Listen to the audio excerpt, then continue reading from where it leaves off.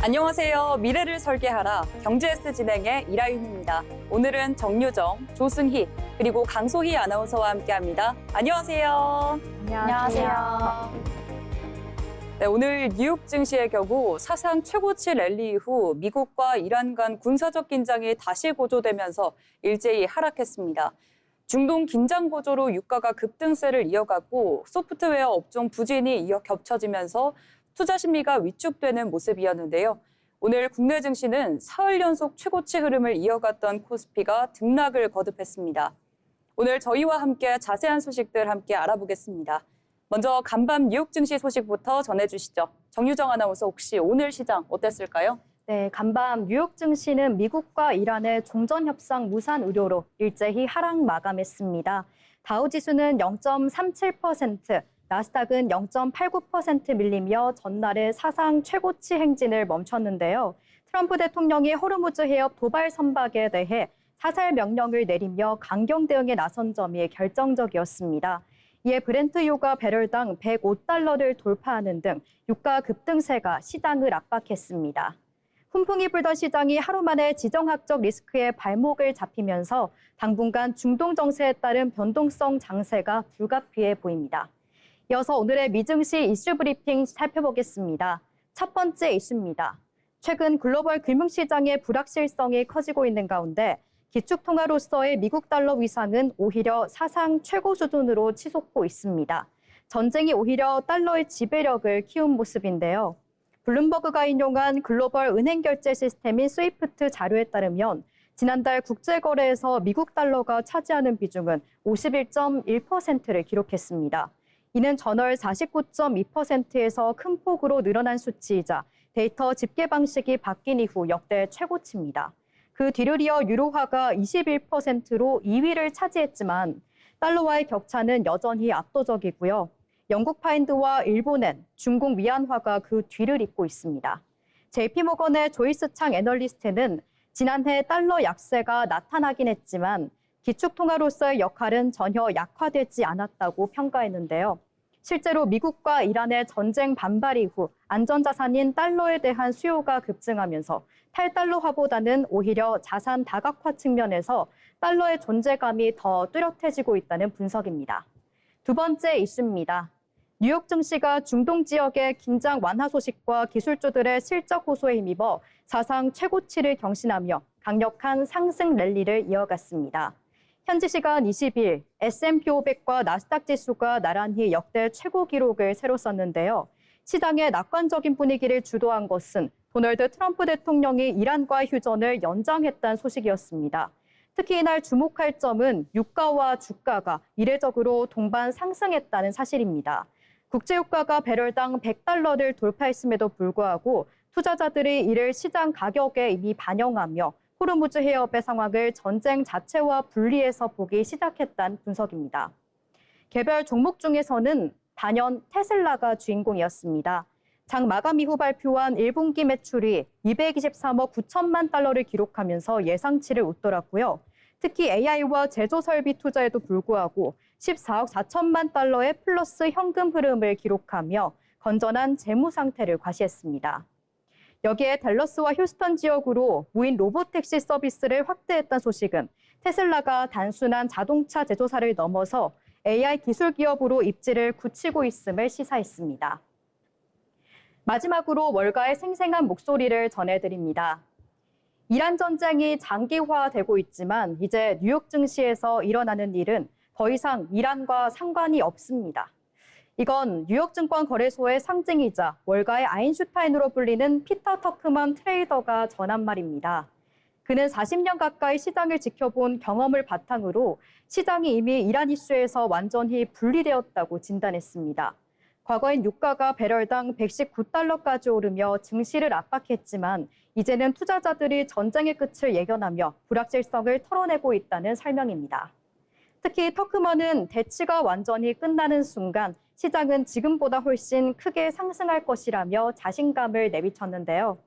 이날 S&P 500 지수가 7,100선을 돌파하자 거래소 특유의 문화인 기념 모자를 보여주며 축하 분위기를 전하기도 했습니다. 그는 40년 투자 원칙으로 돈에 절대 감정을 썩지 말라 이런 조언을 남기기도 했는데요. 시장의 일시적인 소음에 흔들리기보다는 장기적인 성장 산업에 집중하며 이 변동성을 견뎌내는 이 전략이 그 어느 때보다 중요한 시점입니다. 지금까지 미증시 이슈 브리핑이었습니다. 네, 간밤 미증시 흐름까지 살펴봤고요. 이어서 오늘 우리 시장에서 주목해볼 만한 뉴스도 함께 체크해 보겠습니다. 조승희 아나운서, 혹시 오늘 주목할 만한 소식 어떤 것들이 있을까요? 네, 첫 번째 소식입니다. 전국 주요소 경유 가격이 리터당 2,000원에 근접하면서 기름값 부담이 다시 커지고 있습니다. 정부는 이런 상황에서 다음 달 7일까지 적용되는 4차 석유 최고 가격을 동결하기로 했습니다. 현재 기준 전국 경유 평균 가격은 리터당 약 1,999.8원으로 하루 평균 상승 흐름을 고려하면 조만간 2,000원을 넘어설 가능성이 큽니다. 이번 조치는 국제유가의 불확실성이 여전히 남아있는 가운데 가격 급등을 억제하고 수요를 안정적으로 관리하기 위한 조치입니다. 이에 따라 정유사가 공급하는 가격은 휘발유 1,934원, 경유 1,923원 수준에서 유지됩니다. 정부는 주유소가 통상 공급가에 약 100원 정도의 마진을 붙여 판매하는 점을 고려하면 단기적으로 기름값이 급격히 오를 가능성은 낮다고 보고 있습니다. 하지만 변수도 있습니다. 최근 중동 지역 긴장 완화 기대감으로 국제유가는 다소 하락했지만 여전히 지정학적 리스크가 완전히 해소되지 않는 상황입니다. 또한 가격 상승 과정에서 일부 주유소의 과도한 인상 가능성에 대비해 정부는 합동점검을 통한 모니터링도 강화하겠다고 밝혔습니다. 한편 경유 가격은 2,000원을 넘는 것은 러시아 우크라이나 전쟁으로 유가가 급등했던 2022년 이후 약 3년 9개월 만입니다. 결론적으로 정부의 가격 통제에도 불구하고 체감 유류비 부담은 당분간 높은 수준을 유지할 가능성이 큽니다. 향후 국제유가 흐름과 지정학적 변수에 따라 기름값 방향이 결정될 것으로 보입니다. 다음 소식입니다. 삼성전자에서 성과금을 둘러싼 노사 갈등이 격화되면서 반도체 경쟁력에 대한 우려가 커지고 있는데요. 삼성전자 노동조합은 영업이익의 15%를 성과금으로 지급할 것으로 요구하며 총파업 계획을 재확인했습니다. 이 요구가 반영될 경우 성과급 규모는 최대 45조 원 수준에 이를 것으로 추산됩니다. 문제는 이 금액이 연구개발 투자 규모를 넘어설 수 있다는 점입니다. 삼성전자는 지난해 약 37조 원을 연구개발에 투자했는데 노조 요구대로라면 보상 비용이 미래 투자보다 커지는 구조가 됩니다. 산업계에서는 이를 두고 우려의 목소리가 나옵니다. 현재 글로벌 반도체 시장은 AI를 중심으로 기술 경쟁이 빠르게 심화되고 있는데 이 상황에서 연구개발보다 단기 보상의 자원을 집중할 경우 중장기 경쟁력이 약화될 수 있다는 지적입니다. 또한 파업이 현실화될 경우 생산 차질에 따른 손실도 예상됩니다. 노조 측은 총파업 시 약 30조 원 규모의 손실이 발생할 수 있다고 보고 있습니다. 다만 노조 측은 성과에 따른 정당한 보상을 요구하는 입장으로 성과급 지급 기준을 둘러싼 노사 간 입장차가 쉽게 좁혀지지 않는 상황입니다.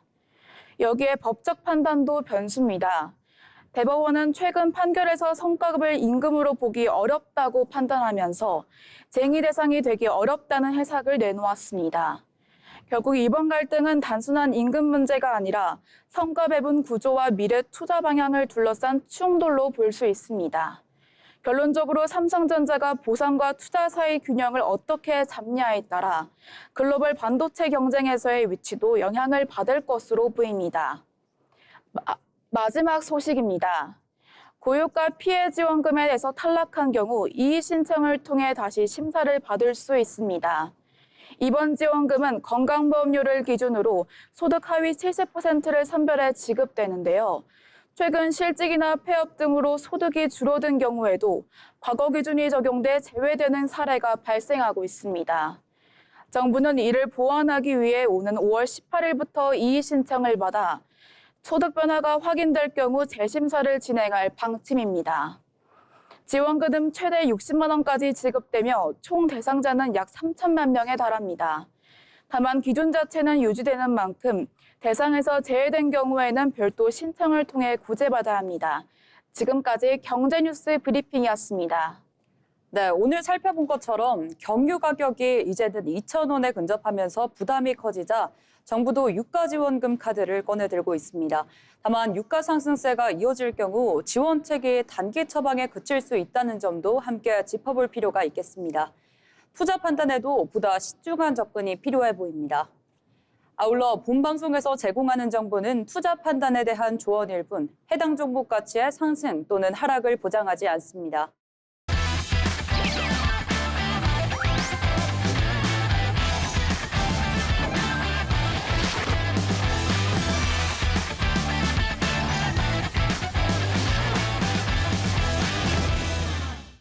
네, 이번 시간에는 부자가 되고 싶은 아나운서들이 모여 주식과 경제 이야기 나눠보는 돈의 맛 시간입니다.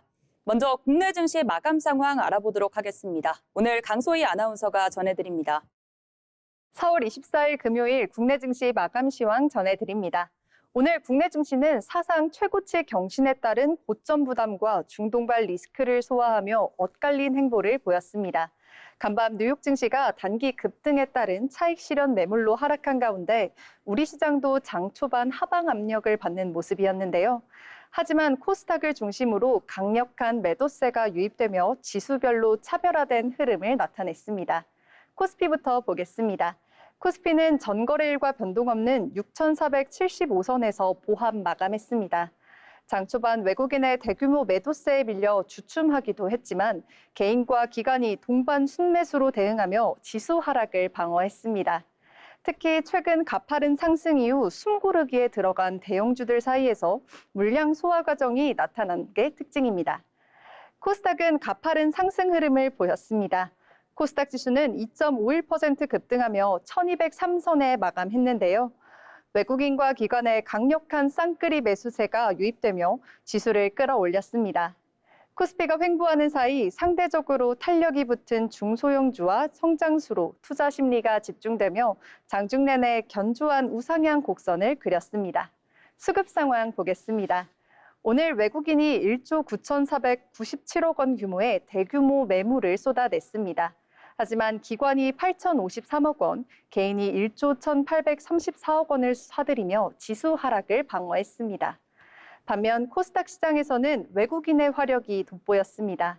외국인이 7,293억 원, 기관이 1,877억 원을 동반 순매수하며 지수 급등의 1등 공신 역할을 했는데요. 반면 개인은 9,016억 원을 순매도하며 차익 실현에 나선 모습이었습니다.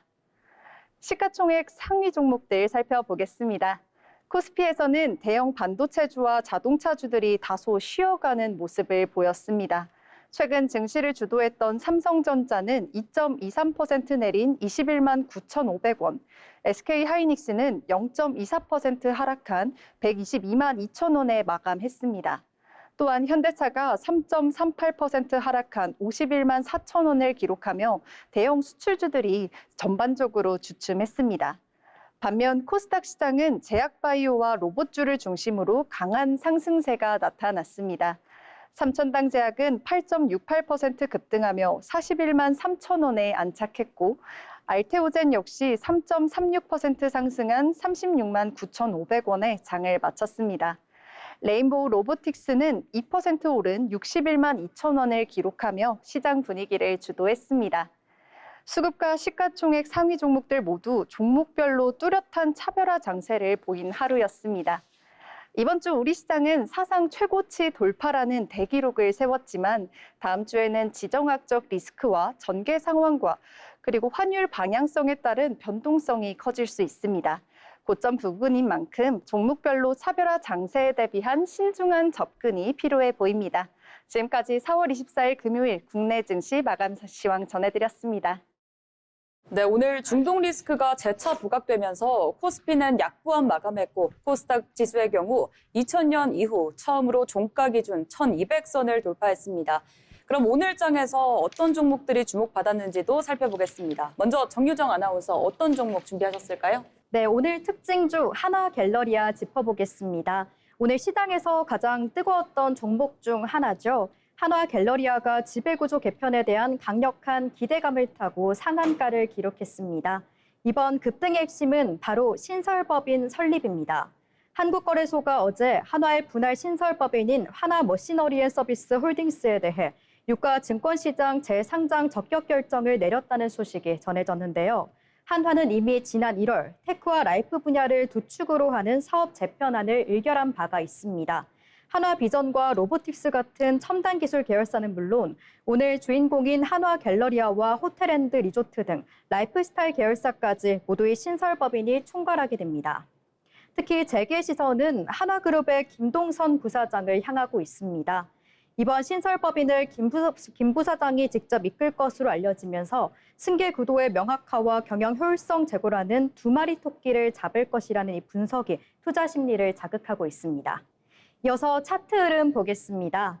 오늘 한화갤러리아는 2,650원으로 출발해 장중 3,340원까지 고점을 높였고요.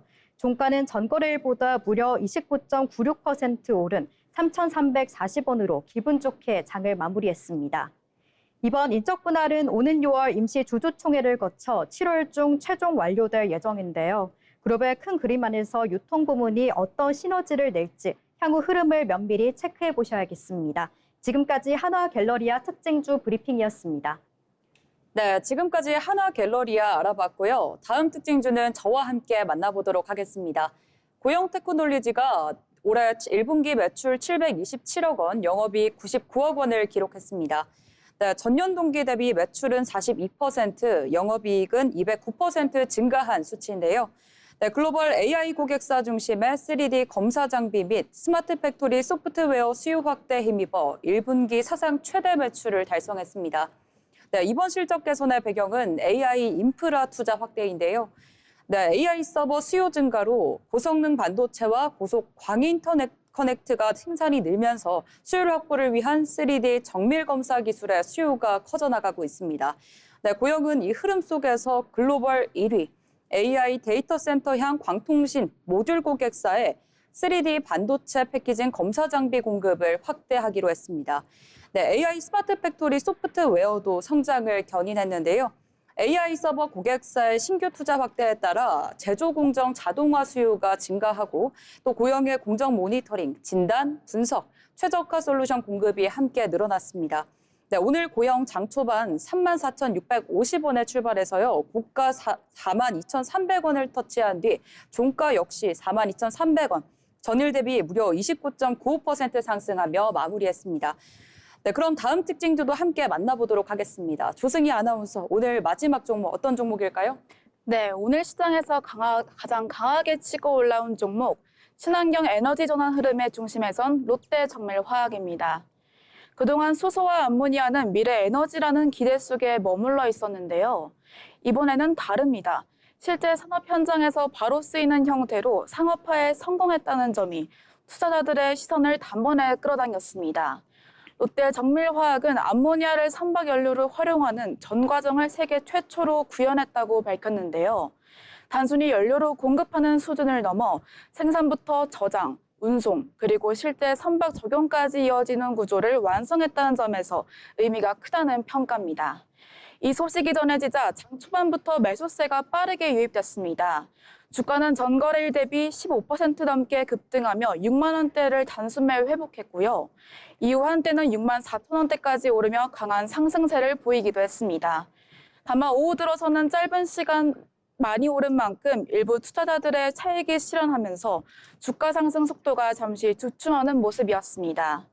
오늘 움직임은 단순히 잠깐 오른 것이 아니라 앞으로의 성장 기대가 반영된 결과라고 볼 수 있습니다. 차트 보겠습니다. 오늘 시가 5만 8천 원에 출발해 고가 6만 4,400원을 터치 후 종가 6만 1,700원 형성했습니다. 지금까지 롯데정밀화학이었습니다. 네, 이렇게 롯데정밀화학까지 오늘 주목받았던 특징주를 함께 만나봤습니다. 네, 저희가 전해드리는 내용들 잘 참고하셔서 투자 포트폴리오 구상해보시면 좋을 것 같습니다. 계속해서 증권사에서 발간한 리포트를 알기 쉽게 전해드리는 투자 리포트 시간입니다. 정유정 아나운서 전해주시죠. 네, 오늘 살펴볼 투자 리포트는 SK증권의 아모그린텍 분석입니다. 오늘 리포트에서는 투자 의견 매수 그리고 목표 주가 2만 4천 원으로 커버리지를 시작한다는 점을 먼저 짚어드리면서 시작해 보겠습니다. 테슬라의 전기차와 소프트뱅크의 에너지 사업, 그리고 미래형 로봇 옵티머스까지 이 거대 기업들의 공통점이 무엇일까요? 바로 아모그린텍의 기술력을 선택했던 겁니다. 아모그린텍은 한마디로 글로벌 챔피언들이 먼저 찾는 에너지 효율 전문가라고 할 수 있는데요.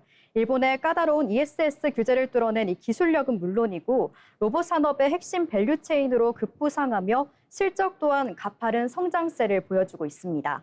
역시 가장 먼저 눈에 띈 건 든든한 고객사들이었습니다. 테슬라와 리비안, 그리고 삼성전자와 소프트뱅크까지 이름만 들어도 쟁쟁한 기업들이 아모그린텍의 핵심 파트너인데요. 특히 최근에는 에너지 저장 장치인 ESS 부문이 전체 매출의 절반을 차지할 정도로 회사의 확실한 캐시카우가 되고 있습니다. 지금 이 시점에서 우리가 아모그린텍에 주목해야 하는 구체적인 이유 크게 두 가지로 정리해드리겠습니다. 첫 번째는 글로벌 규제가 만들어준 새로운 기회입니다. 가까운 일본의 사례를 살펴보면 최근 정부 규제로 통신 기지국의 비상 전원 시간을 기존보다 30배 넘게 늘려야 하는 상황입니다. 이 어마어마한 수요를 감당하기 위해서 소프트뱅크 같은 대형 통신사들이 아모그린텍의 ESS를 선택한 건데요. 여기에 전 세계 풍력 발전소의 낡은 배터리를 교체하는 시장까지 독점으로 꽉 잡고 있어서 중장기적인 성장판은 이미 열려 있다고 보셔도 좋겠습니다. 두 번째는 더 설레는 소식인데요. 바로 로봇 산업으로의 확장입니다. 테슬라가 준비 중인 휴머노이드 로봇 옵티머스 다들 들어보셨죠? 아모그린텍은 테슬라와 9년 동안 쌓은 이 신뢰를 바탕으로 로봇의 충전기에 들어가는 핵심 자성 소재 메인 공급사로 선정된 것으로 파악됩니다. 그래서 내년 하반기부터는 실제로 로봇 부문에서 매출이 찍히기 시작한다는 게 가장 매력적인 포인트인데요. 이어서 이제 마지막으로 실적 전망도 시원합니다. 오늘 2026년에는 매출 1,500억 원을 넘어서며 사상 최대 실적을 경신할 것으로 보이고요. 2027년에는 로봇과 일본 ESS 물량이 쏟아지며 영업이익이 230억 원대까지 가파르게 올라갈 전망입니다. 결국 아모그린텍은 전기차라는 본업을 잘 지키면서 ESS라는 성장주와 로봇이라는 미래주를 모두 품게 된 셈입니다. 숫자로 증명될 날이 머지 않은 만큼 지금부터 이 기업의 움직임을 긴 호흡으로 지켜보시면 좋겠습니다. 지금까지 투자 리포트였습니다. 네, 아모그린텍 한 기업을 통해서 시장의 흐름까지 읽어봤습니다. 소재 기술을 기반으로 친환경 에너지 시장까지 확장하고 있다는 것이 굉장히 인상적입니다. 아울러 본방송에서 제공하는 정보는 투자 판단에 대한 조언일 뿐 해당 종목 가치의 상승 또는 하락을 보장하지 않습니다.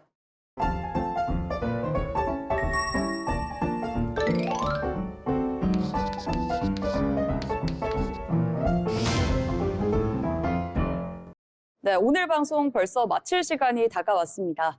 그럼 마지막으로 오늘 시장을 한 줄로 요약해 보도록 하겠습니다. 먼저 정유정 아나운서 오늘 장 어떻게 보셨을까요? 네, 저는 오늘장을 코스피는 충고르기 속에 머문 반면 코스닥은 상승 흐름을 이어가며 시장 간 방향성이 갈린 하루였습니다. 그래서 저는 오늘장을 한 단어로 표현하자면 엇갈림이라고 할 수 있겠습니다. 네, 유정 아나운서께서 엇갈림이라고 표현을 잘 해주셨습니다. 네, 그러면 승희 아나운서는 어떻게 정리해 보셨을까요? 네, 우리 오늘 시장은 코스피와 코스닥이 서로 다른 길을 걸으며 묘한 긴장감 속에 한 주를 마무리했던 것 같은데요. 연일 이어지던 상승 랠리에 코스피는 잠시 쉼표를 찍었지만 코스닥의 뜨거운 열기가 그 아쉬움을 달래주며 투자자들에게 새로운 기회와 설렘을 안겨준 금요일이었던 것 같습니다. 네, 이렇게 두 분 다 엇갈리는 장세로 이렇게 정리를 해주셨는데요. 저는 오늘의 장을 코스피는 템포 조절, 코스닥은 가속 페달 밟았다 꽉 잡아. 네, 시장에 다시 설렘이 돌기 시작했습니다. 코스피는 큰 변동 없이 중심을 잡아주는 흐름이었고 코스닥은 1200선을 돌파했죠. 특히 지금 자금이 성장주 쪽으로 다시 움직였던 하루였습니다. 오늘 시장 이야기 경제S와 함께 정리해봤습니다.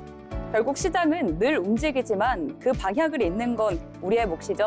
다음에도 더 정확하고 더 재미있는 경제 이야기로 찾아뵙도록 하겠습니다. 오늘 방송은 여기서 마치겠습니다. 시청해주신 여러분 고맙습니다.